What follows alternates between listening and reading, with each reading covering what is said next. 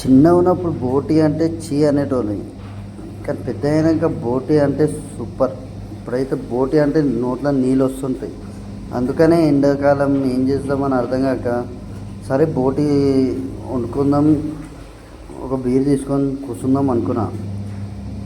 బోటి తెచ్చిన చిన్న చిన్న కట్ చేయించుకొని బాగానే తెచ్చుకున్నా, కానీ కడగడమే పెద్ద టాస్క్ అయిపోయింది. అర్ధ గంట కడిగినా కానీ ఎల్లో ఎల్లో ఉండే.